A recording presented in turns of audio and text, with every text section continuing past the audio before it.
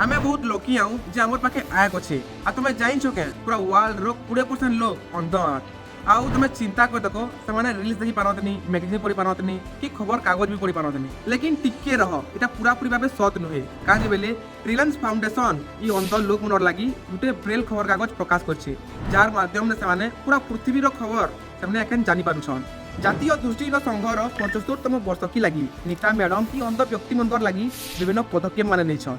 On behalf of Reliance Foundation, we shall provide rupees 5 crores over the next 5 years.